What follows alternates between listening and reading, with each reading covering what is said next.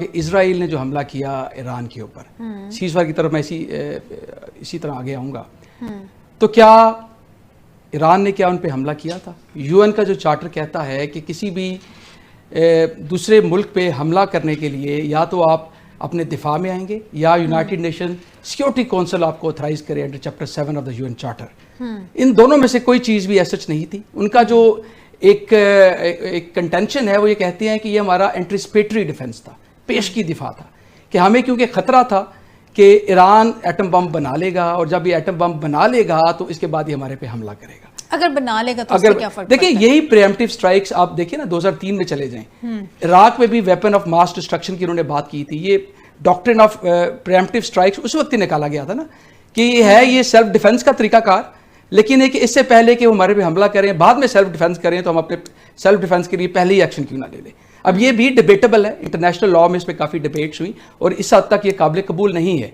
दूसरी बात करते हैं जो मैंने बात की थी कि बुनियादी ठीक नहीं है। उसके बाद अमेरिका ने जिस तरह इस सारे तसादुम के अंदर अपना हिस्सा डाला, क्या अमेरिका पे किसी ने हमला किया?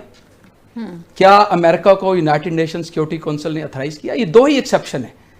यूएन चार्टर का आर्टिकल 2 सब आर्टिकल 4 ये कहता है कि कोई भी मुल्क किसी दूसरे मुल्क की सालमियत पे उसकी टेरिटोरियल इंटेग्रिटी को वायलेट नहीं करेगा। हाँ, अलबत्ता अपने दिफा में या यूनाइटेड नेशन सिक्योरिटी काउंसिल की अथराइजेशन में। ये दोनों जो सूरत हाल थी अमेरिका की सूरत में तो मौजूद नहीं थी। तो अमेरिका ने जो अटैक किया ईरान पे, ये भी बैनुल अक़वामी कवानीन की सरीहन खिलाफ वर्जी है।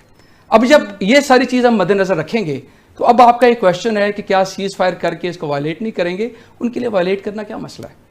जो पहले हमले कर रहे हैं वो बैनुल अक़वामी कवानीन की धज्जियां उड़ा रहे हैं, तो क्या ये जो सीज फायर करके, वो भी सीज फायर को ग्राउंड पे नजर नहीं आ रहा है सच? वो जो बात की है ब्रिगेडियर साहब ने कि वो तो ताकत के जोर पे एक सीज फायर करवाया जा रहा है। ये ट्रम्प साहब का आके अपने ट्विटर, जो उनकी अपना एक सोशल मीडिया है ट्रुथ सोशल, उस पर आके वो ट्वीट कर देना कि मैंने सीज फायर करवा दिया है, सारी दुनिया को मुबारकें हों, और उसकी थोड़ी देर बाद इजराइल फिर अपने सीज फायर को ब्रेक कर देता है। ईरान तो हम उस वक्त का देख रहे हैं कि वो तो अपने दिफा में हमले करता है वापस। कभी भी ईरान ने सीज फायर जो कल तक लग रहा था कि ईरान ने जिस तरह इनकी जो कतर के अंदर बेस पे हमला किया, वो बिल्कुल एक सिंबॉलिक था।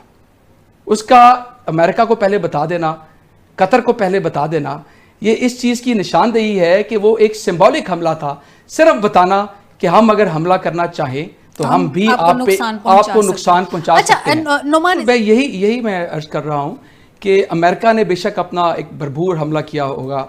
उनका जो एक मतमा नज़र था कि ईरान की जो न्यूक्लियर कैपेबिलिटी है उसको सिरे से ख़त्म कर दिया जाए, वो इसमें कामयाब हुए हैं या नहीं हुए, एक अलग डिबेट है। ईरान तो इसको बिल्कुल, ईरान तो तरदीद करता है और करना बनता भी है उनका, क्योंकि जंग में इस तरह हार एक्सेप्ट करना तो स्ट्रेट में नहीं बनता। लेकिन ये बात भी ओपन है, नज़र आ रही है कि इतना मौका था ईरान के पास कि उसने अपनी न्यूक्लियर फैसिलिटीज़ कहीं ना कहीं और उनको मूव कर लिया होगा। अब सवाल ये है कि ईरान ने जो हमला किया है वो इतना भरपूर क्यों नहीं किया?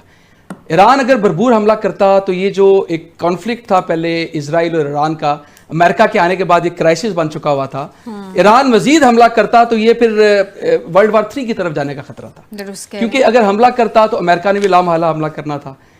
चीन हमारे पहलू में बैठा है, चीन ने भी, ठीक है, उनका एक अपनी पॉलिसी है कि वो जंगों में इस तरह शमूलियत अख्तियार नहीं करते, लेकिन जब उनके अपने इंटरेस्ट स्टेक पे आएंगे, ईरान से वो तेल लेता है, सी पैक का जो एक पूरा तरीकाकार पाकिस्तान के अंदर है, बेल्ट एंड रोड इनिशिएटिव है पूरे इलाके में, रशिया का अपने इंटरेस्ट हैं, तो वो लामहला चीज़ें हाथ से निकल जानी थी। तो मैं ये समझता हूँ कि ईरान ने बड़ी ही जिम्मेदारी का मुजाहरा किया है कि अमेरिका को बता भी दिया है वी आर कैपेबल इनफ, लेकिन इस वक्त हम इस लड़ाई को मजीद तूल नहीं देना चाहते।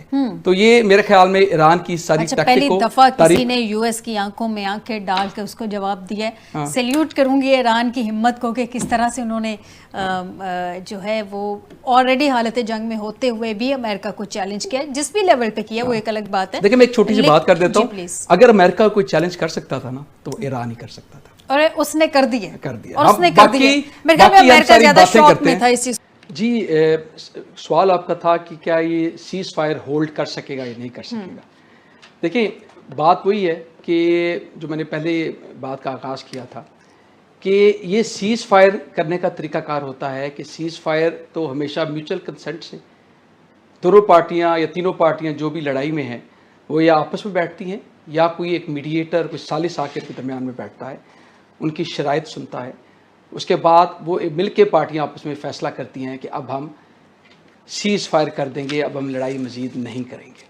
अगर तो सीज़ फायर इस तरह का हो तो उस ऐसे सीज़ फायर के चांसेस होते हैं कि वो कुछ अर्सा चलेगा। लेकिन ये जो सीज़ फायर हमें ईरान और इजराइल और फॉर दैट मैटर अमेरिका के दरमियान में नज़र आ रहा है, ये तो सीज़ फायर डंडे के ज़ोर पे लग रहा है कि अमेरिका ने जो अपने अहदाफ हासिल करने थे उनके मुताबिक उन्होंने वो न्यूक्लियर साइट्स पे जो 3 ईरान की 3 पे हमला कर दिया। उसके बाद रही सही कसर इजराइल ने भी अपनी तरफ से पूरी करने की कोशिश की कि एक न्यूक्लियर साइट पे उन्होंने भी काउंटर चेक किया कि कहीं कोई चीज़ रह तो नहीं गई अमेरिका के अटैक के बाद। वो कर चुके। तो अब अमेरिका को लगा उनको अमेरिका पे ट्रस्ट नहीं था। जी ये ट्रस्ट डेफिसिट, ये बिल्कुल ट्रस्ट डेफिसिट है। इजराइल मुझे 100% इसका मैं श्योरिटी के साथ कह सकता हूं कि अमेरिका पे उनको ट्रस्ट नहीं है। वो तो बल्कि किसी पे भी ट्रस्ट नहीं करते। उन्होंने इसी ही लिए शायद खुद पे भी ट्रस्ट नहीं करते। अगर उनको एतबार होता कि अमेरिका ने जो अपने जो उनके बम्बर्स थे, जो भी नाम है, उन बम्बर से अटैक किया है और हर तरह से उनकी जो न्यूक्लियर फैसिलिटीज़ हैं उनको तबाह बर्बाद करके रख दिया है, तो दोबारा हमला करने की बात नहीं बनती। दोबारा मैं अपनी जो बात मैं इसका जिक्र कर रहा था कि सीज़ फायर की अगर बुनियादें ठीक होंगी, म्यूचुअल कंसेंट से होगी, तो वो सीज़ फायर हमेशा लास्ट करेगी। लेकिन जो सीज़ फायर डंडे की बुनियाद पे होगी, जिसमें पार्टीज को कंसल्ट नहीं किया जाएगा, जिसमें एक जो मजबूत पार्टी है वो अपने मकासद हासिल कर चुकी होगी और दूसरी पार्टी के मकासद की तरफ देखे बगैर उस पर सीज़ फायर इम्पोज करेगी, तो ये सीज़ फायर किसी तरह भी लास्ट नहीं कर सकती। पहले जो गल्फ वार 1 थी 91-92 में, 2003 में इराक की वार, उसके बाद 10-11 में लीबिया, हर मुल्क जहाँ भी अमेरिका गया है, अफगानिस्तान अगर हम जहन में रखते हैं, तो अमेरिका का मकसद ये था कि वो दुनिया में अमन कायम करना चाहता है। लेकिन अमन कायम करने के लिए प्रैक्टिकली अमन उसने कायम किया नहीं। वो बड़ा इंपॉर्टेंट पॉइंट नुमान आपने दिया है। अमन कायम क्या लड़ाई से हो सकता है? नहीं, बिल्कुल नहीं हो सकता। अब ये जो टॉक्स हैं, ये बज़ाहिर तो कतर है सामने, रशिया का भी इसमें अहम हाथ है। जी देखिए, जो पहले जो एग्रीमेंट था ईरान का बाकी ताकतों के साथ, उसमें अगर आपको याद हो तो उसमें जर्मनी, फ्रांस और गालिबन इंग्लैंड का रोल था। ये ट्राइका था जो तकरीबन 10 साल के अरसे में इन्होंने पूरा एक प्रोसेस किया। ईरान के साथ नेगोशिएशंस हुई, इसमें IAEA का भी ऑब्वियसली किरदार है। तो पहले तो वो एक तरीकाकार था, उसकी वजह से अमेरिका की डायरेक्ट इन्वॉल्वमेंट नहीं थी। तो ये ट्रूस आया था जो कि बराक ओबामा साहब के दौरे हुकूमत में अचीव किया गया था। वो अलग बात है कि जब ट्रम्प साहब आए तो उन्होंने आते साल ही इसको हवा में उड़ा दिया इसको। तो मैं ये समझता हूँ कि ये अब ट्रम्प उनको उसका पछतावा भी होगा, क्योंकि अगर दोबारा नेगोशिएशन स्टार्ट कर रहे हैं, उन्हें उस चीज़ का इदराक है कि अगर वो एग्रीमेंट चलता रहता तो शायद हालात इधर ना आते।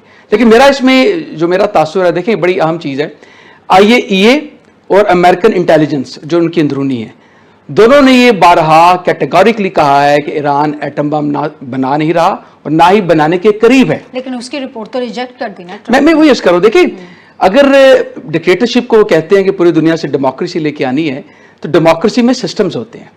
आपका UN का एक ऑर्गन है IAEA, जिसका काम ये है कि उन्होंने जो आपका नॉन प्रोलिफरेशन ट्रीटी है NPT, उसमें सिर्फ ईरान उसका सेक्रेटरी है, उसके तहत सिर्फ आप सिविलियन पर्पसेस के लिए आप न्यूक्लियर एनर्जी को इस्तेमाल कर सकते हैं। तो IAEA की इंस्पेक्शंस होती हैं उसके साथ, वो एक पूरा एक तरीकाकार रखा गया है। तो IAEA जो ग्राउंड पे जाके, फील्ड पे जाके जो कि इंस्पेक्शन करता रहा है, जो 10 साल नेगोशिएशन जो मैंने 3 मुल्कों का जिक्र किया उनके साथ इन्वॉल्व रहा है, उसके पास ज्यादा इंफॉर्मेशन होगी, या ट्रंप जो मैं ना मानू की जिद पे लगे हुए हैं।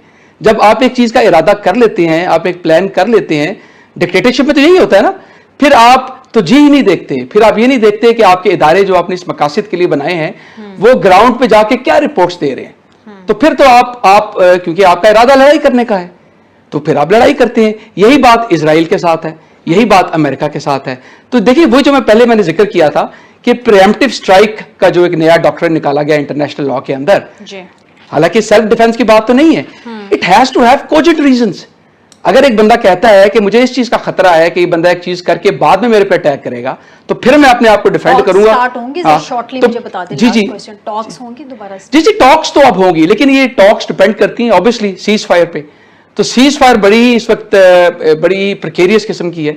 कि जब दिल करेगा इजराइल सीज फायर को मान लेगा, जब दिल करेगा बहाना बना के कि ईरान। मुज़ाकरात की नौयत क्या होगी, किस माहौल में होगी, किन के साथ मुज़ाकरात होता है, ये बहुत डिपेंड करता है। देखिए मैं ये समझता हूँ कि अमेरिका के साथ तो नहीं होगी, जिस तरह पहले भी कामयाब हुई थी, इसमें अमेरिका डायरेक्ट इन्वॉल्व नहीं था। डायरेक्ट अमेरिका, कतर का रोल हो सकता है, यूरोपियन ममालिक का रोल हो सकता है, चाइना रशिया अपना किरदार प्ले कर सकते हैं। हाँ जी।